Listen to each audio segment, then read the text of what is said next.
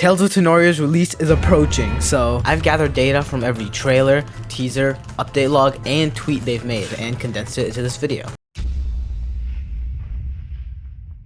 Starting off, we have the starter evolution lines, Rabush, Lunaire, and Gardemus. Then we have Charkyle, Serprince, and Ignadel. Lastly, we have Chuakwa, Aquazol, and Jesperit. We have Notent, Growhog, Mangso. We then have Caterpillar, which evolves into either Calitome day form or Calitome night form. It then evolves into either Calite for day and Dracalia for night. After that, we have Bombbeetle, Rootrake, Radlil, Turnish, Rudabash, Macry, Beacon, Doopy, Doopybara, Asteroid, Termitate, Albrel, Barankton, Dolphin, which evolves into either Carpentoid or Dolphancy, Chickrook, Parat, Ornithine, Catypus, Platigent, Crustaqua, Cornica, Climate, which evolves into Blimper, Psycaf, Aspire, Citrin, Citrine, Citrus, Kitweed, Pufferle, Dandelion, USB, Wasp, Cheeruft, Staggerai, Dynastagun,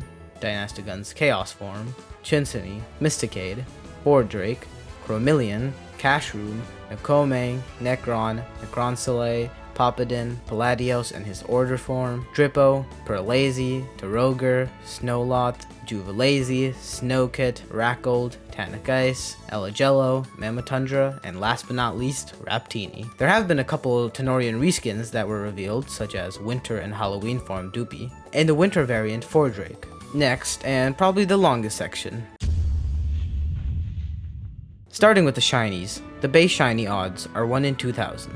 There are ways to decrease the odds though, such as chaining and using incenses. According to the devs, there's a warning pop-up which appears when you try to run away from a shiny. They also said that overworld shinies will not despawn, but normal overworld Tanorians will despawn after 10 minutes. Chaining in Tales of Tanorio is pretty similar to Doodleworld. Killing a Tanorian increases the chain by 1, but the difference is that the chaining in Tales of Tanorio will cap out at 1,000. So yeah, the chaining odds can't go below 1 in 256 regardless of how big your chain is, and only one chain can exist at a time. So unlike Doodleworld, you can't have multiple chains saved in the background. After a chain of 50, you can't fail your chain from catching a Tanorian, but you still can fail a chain from blacking out. Incenses are awarded from missions, giveaways, and tamer levels. They are treated as usable key items that improve the spawn rate for every Tanorian within an area for the entire server.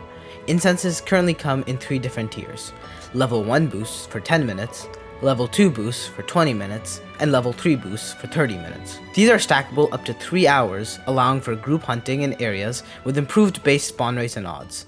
Incenses cannot be traded as they are counted as key items. Hordes are a group of Tanorians. One of the Tanorians are the leader and will influence what the other Tanorians do.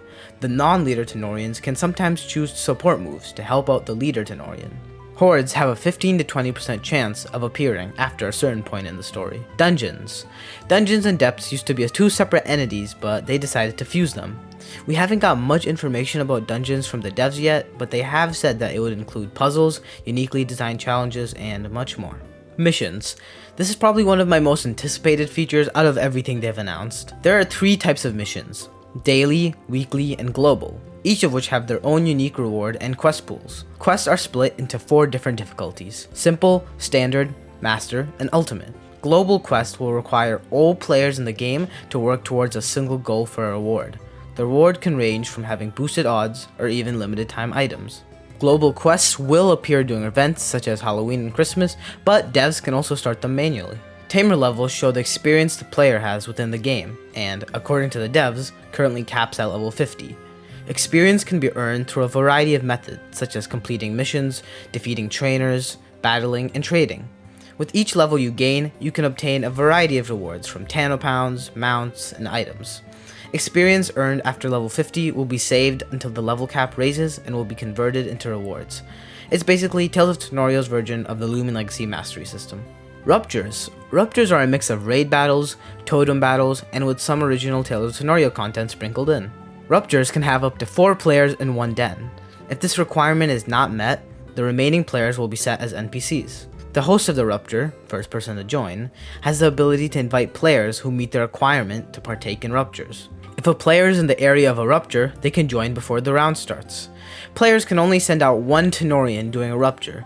Once a player leaves the round, they will be replaced by an NPC player. Ruptures can spawn every 10 minutes in a server, with a maximum of 4 at once. Ruptures also have a star system similar to Pokemon Sword and Shield. 1 to 3 star Ruptures will only have HP and level scaling.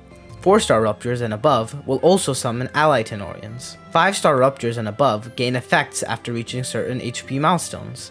6 star Ruptures and above will have a chance of containing Guardian Reversions. Lastly, 7 star Ruptures will have unique events. Whenever a Rupture spawns, an alert will appear in chat, and Ruptures cannot despawn without being battled. There are 2 additional actions: Cheering, which gives a random boost to an ally, or yourself, and Scourge, which can clear effects and even revive or heal a Tanorian. Ruptures have a max of 25 turns until you lose and are kicked out of the Rupture. The rewards for winning include items like XP cubes, berries, effort/unique stat items, mounts, essence stones, and more.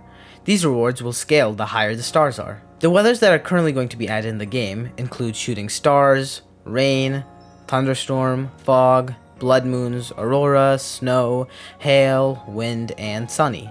To my knowledge, the only current known Tanorian evolution based on weather is Climate evolving to Blimper from wind. Smaller features. We have some smaller features that we haven't got much details about, such as having apartments, Tanacan decorations, and crafting. Nothing was explained about them, but they were announced features. To be fair though, they are pretty self-explanatory. My guess is the apartments are going to be similar to Pokemon Brick Bronze's apartments. Tanacan's decorations might be similar to Pokemon's Pokeball decorating in Diamond and Pearl. And the crafting will probably be similar to crafting Pokeballs using apricots. It was also told in one of the devlogs that they'd allow you to trade items and money, so not just Tanorians. You'll also be able to reconnect back into an encounter if you disconnected. It was also revealed that there would be traveling nurses in the game that you can use to heal on the go. This feature can be disabled in order to make the game more difficult. I was doing some research and I don't think they've said much about breeding besides that eggs will take a minimum of 5 minutes to hatch. We did get some X-Spray reveals though. It'll probably be your standard creature catching breeding system. There will also be your standard fishing system. OT regions can be displayed, but depending on your region, the Tanorian forms may vary.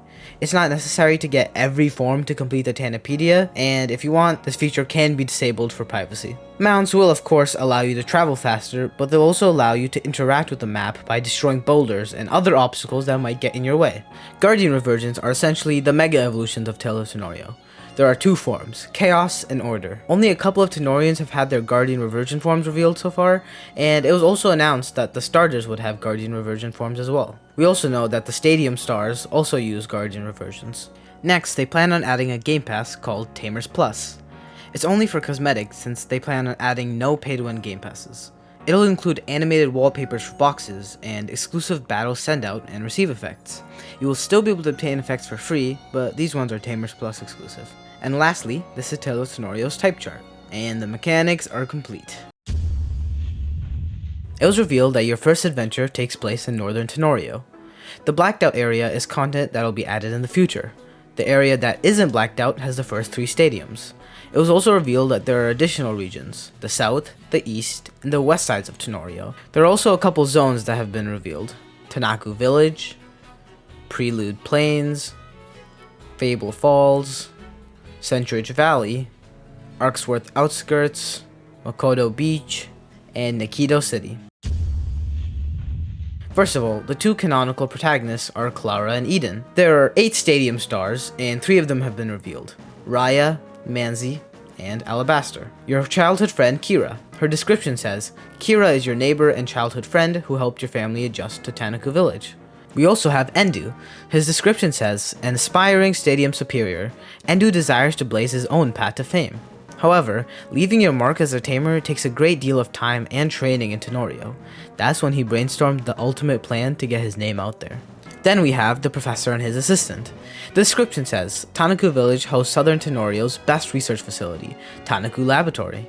Professor Oroko is Kira's father, who studies numerous Tanorian species. His assistant Wisteria studies evolution. We also have a couple cool posters here. In this first one, we see Kira, Endu, the professor, Raya and Alabaster, the stadium stars, and then 2 mysterious individuals who, according to one of Lucky HD's videos, seem to be evil. We also have this poster which revealed the silhouette of what seems to be 2 of the legendary Tanorians. Lastly, there's this poster, which shows the 3 stadium stars we already know, but also another character on top. I wonder who he is. The devs created some polls on their Discord, which could reveal their upcoming plans, so here's some of them. This one right here is pretty interesting. B asks, would you guys rather have an official website or let the community do their own thing with a fan-run wiki? And most people voted official website, so we might end up seeing an official Tales of Tanorio website. B made a poll asking if you guys preferred rendered party icons or sprite party icons. Rendered party icons got more votes, so we'll probably end up getting that. But B did say that there'll be a setting for both of them.